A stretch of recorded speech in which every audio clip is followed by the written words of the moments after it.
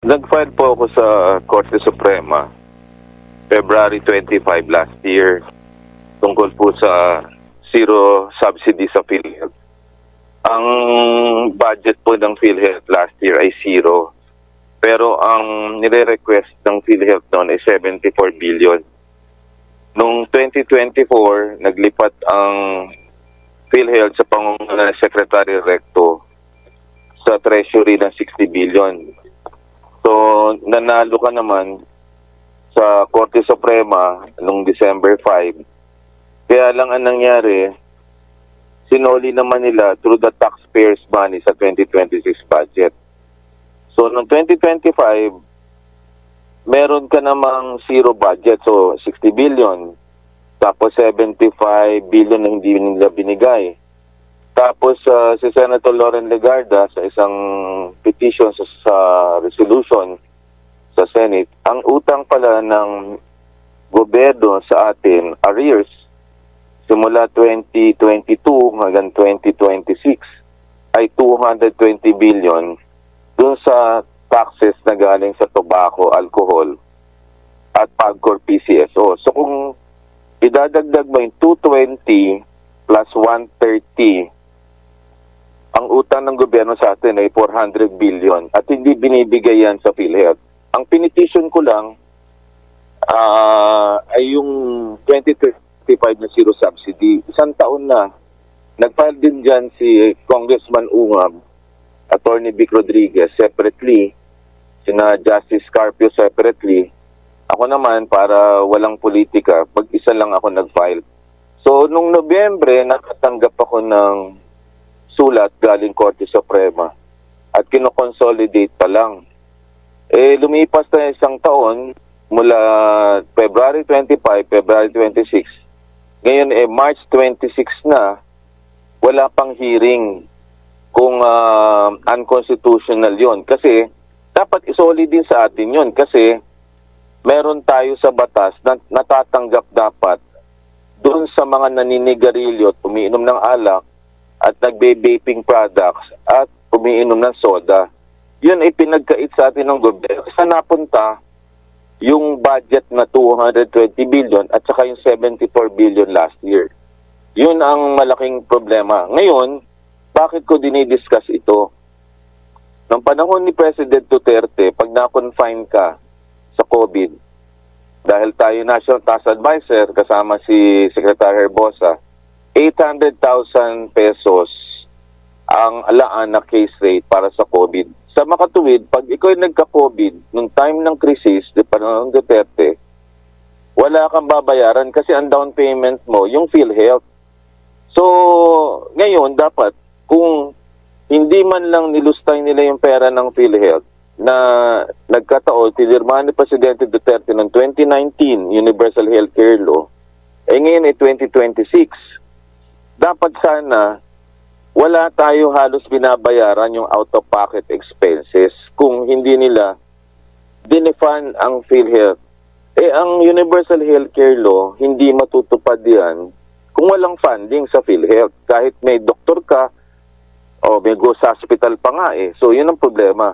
So, ngayon, damdam na damdam ng taong bayan kasi kunyari, wala kang trabaho at ang mga tao hindi makapunta ng ospital at sila walang panggasolina, doktor at saka pasyente, hindi makakapunta sa ospital. Kaya nga sabi ni Secretary Sani Dominguez, mas malala ang national energy crisis sa COVID kasi ang COVID, kontrolado mo mag-lockdown ka at magbakuna. Ngayon, hindi mo kontrolado ang galaw ng Amerika, ng Israel at ng Iran war. Walang makaka-declare kung kailan matapos ang gera. At ang taya nila, 3 buwan hanggang 6 na buwan. Sa makatuwid, lalala pa ng lalala to kasi ang prices ng petrolyo tataas. Ganun din ang healthcare cost. Ang medicines tataas kasi some of our products galing sa ibang bansa. Ang taas ng dollar and peso exchange rate. So, tataas din ang hospitalization mo kasi naman kukuha ang mga hospital na pang-amortize nila sa kanilang mga utang sa bangko? Aminin natin, ang hospital din ay kailangan kumita. Ngayon, nung panahon ni President Duterte, ang ginawa niya, nagkaroon siya ng isang batas na parang bayanihan na naglaan siya ng 200 billion para pondo dahil meron kang healthcare crisis. So dapat, ang ginagawa ngayon ng government, ire-recast mo yung budget. At yung mga budget na malaki ang let's say flood control project, tapyasin mo yan at ilipat mo sa kalusugan, sa fuel, sa pagkain at sa transport. Kasi hindi mo naman kailangan magpagawa ngayon ng infrastructure in the period na meron kang health energy crisis. So kailangan i-recast dapat siya ng Kongreso at maglagay ka ng supplemental budget katulad noon panahon ni Duterte. Walang politika to. Kino-compare ko lang yung dalawang klaseng pag-respond ng dalawang pangulo sa pandemic and using that kind of situation. Tinan mo, ngayon nakikipag-ugnayan tayo sa China, galit na galit tayo. Nakikipag-ugnayan dati sila sa Russia. Ngayon nakita natin ang vision ng dating administrasyon na yung diplomatic relations natin, hindi natin pwedeng sunugin kasi pag tinanggal natin ng tulay, wala rin tayong pagkukunan eh. Kaya yung ating strong stance against China, yun pala doon din tayo makikiusap later on ng mga gamit. So, kaya ko dinidiscuss ito, this is without politics. Sa isang private citizen at isang doktor na nagsilbi during the last pandemic, nakikita ko yung kaibahan in terms of the response na nakikita natin. Yung bilis, yung sense of urgency, yung weekly meeting with regularity, tuwing alas 4 ng araw, merong si Yusek Berhere magsasalita. At every Friday, tanda ko yan, may meeting sa Malacanang, 8 o'clock ng gabi hanggang gabi. At kailangan may scorecard ka, may checklist ka, na natutupad mo yon. Ngayon, yun ang hinahanap ng taong bayan, yung bilis. Napirmahan na nga yung executive order, may implement po pa in 2 weeks. Kailan pa yun? Di umabot na yung presyo ng bilihin, gamot, at saka ng mga petroleo products sa langit.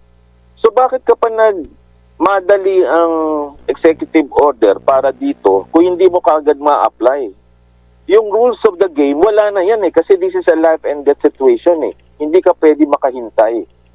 And that's what I understand right now from the anger and ng Senate kasi hindi nagmamadali ang palasyo in terms of trying to articulate this particular need. Ngayon, dahil ako'y doktor, at ang ating papel ay during the COVID task force, nakukumpara natin yung action in terms of the healthcare crisis related to the oil crisis. At kung hindi natin ito papaliwanag sa taong bayan, hindi maiintindihan din ng taong bayan kung paano makakapag-ingat.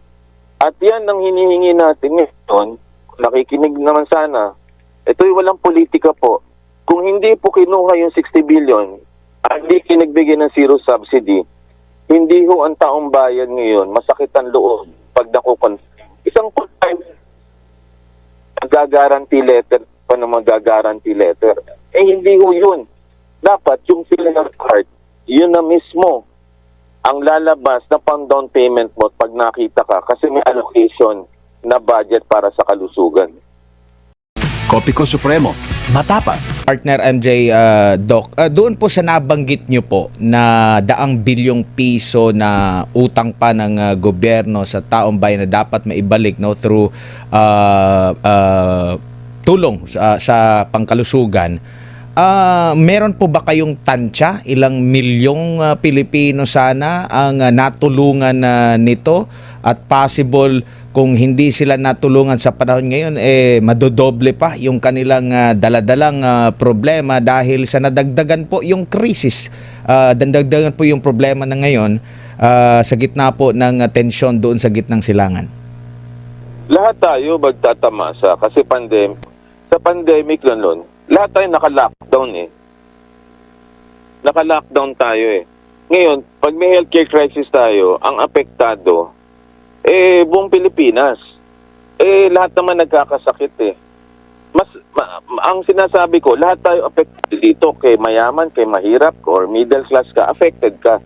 So, ilan ang namamatay every year dahil sa non-communicable disease, yung heart attack, cancer, stroke, diabetes na nagdadialysis, yung may chronic lung disease.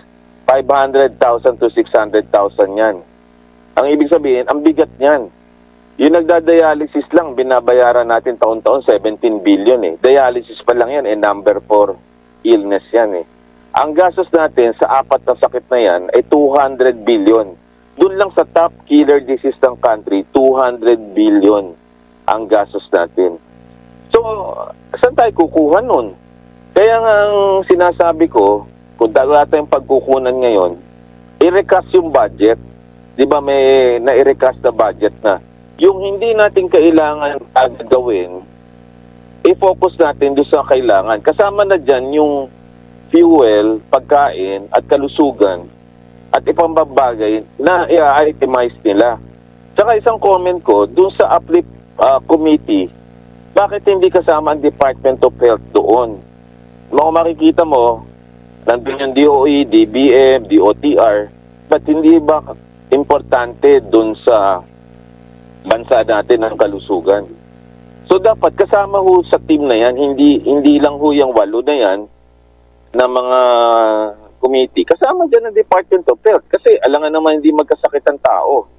Ang problema natin ngayon, wala tayong game plan kung magkakasakit ka. Kasi kahit pumunta ka ng ospital, wala ka naman pera, paano ka kukuha ng bayad? Ayuda. Ayuda 5,000. Pero kailan lalabas yun? Pipila ka. Yun nga ang pinaka sinasabi ko, hindi ka na magkakaroon ng guarantee letter, ayuda. Kung yung maipip, yung pera na 53 billion, ay hindi sana pinigay sa Department of Health. At yung 53 billion, dinagdag sana sa budget ng PhilHealth. Ang budget ng PhilHealth this year ay yung 60 billion na sinoli nila na utang dapat natin sa atin yan. Yung 53 billion ng PhilHealth at naglagay sila ng 12 billion. So 120 billion. Ngayon, kung idadagdag mo yung maipi, 53 billion, papasok na near 200 billion yung pera ng PhilHealth. Ayun, okay na okay yun. So, ang suggestion ko, yung maipip, i-recast nila yan, ilagay nila yan sa PhilHealth para wala nang guarantee letter. Kung ma-hospital ka, diretso ka na sa billing section at wala ka ng pagdadaanan pa na pamamalit mo sa mga politiko at sa Department of Health. Yan ang dapat ginagawa ngayon ng government. Opo, Doc, si MJ po ito. Doc, isa lang po yung tanong ko. Possible po ba na may mga ospital na magsara dahil wala lang health worker? Dahil, Doc, mga doktor po, may mga sasakyan. Araw-araw po pumapasok at nabanggit nyo po kanina yung epekto ng fuel crisis o pagtaas sa presyo ng langis sa gamot. Aabot ba tayo, Doc, sa ganong senaryo? Pareho. Pasyente at saka doktor di makakapunta. Kasi saan ka sasakay? Naisip ba natin yan? Noon panahon ng pandemic, lockdown nga nakakapunta lang sa ospital yung may sakit ng COVID. At ang doktor nga, magra-rounds, pero konti lang yung doktor. Ang mga doktor noon, bibilang mo kasi lahat nakacentralize doon sa mga PGH, yung malalaking hospital. Ngayon isipin mo, walang sasakyan. Eventually, mauubos ang supply natin. Ang pasyente mismo at saka doktor, hindi makakapta. So dapat, ang ginagawa ngayon ng government, ipasok na nga yung pera sa PhilHealth, tapos makipag-ugnayan sa mga rural health units. Kapag pumunta yung mga pasyente, kompleto yung kanila mga gamot na supply. At maaari sana, kung nakikinig ang government, mag-admin fee sa Mercury or Watson. Sorry kaya kailangan ko sabihin ko. Kasi yun lang yung malapit sa bahay mo na hindi ka maglalakad. Kunyari, ubot sipon ka. So, through telemedicine, ang tawag dyan telemedicine or digital medicine, ito yung reseta ko. Since wala naman akong pamasahe, yung nearest na butika, makipag-ugnayan ng gobyerno, charge to the government muna. At hindi nila masyadong mamahalan kasi di ba part ng healthcare crisis, ipepeg nila yung presyo ng lahat, pati gamot. So wala kang overpricing. Tama po ba? So charge ka na lang ang, let's say, Mercury Watson, so the government, ililista yun, babayaran ka. At pagka normal time na, saka babayaran yun. Ganun ang nangyari po noon nung panahon, nung nakalipas na administrasyon. Dapat, ang gawin natin ngayon, kung wala tayong sasakyan, ano nearest nating magagawa? Di open mo yung mga rural health units at doon pumunta. So kahit pag nagreseta ang doktor through online or telemedicine, magreseta yun, papadala sa Viber or Messenger.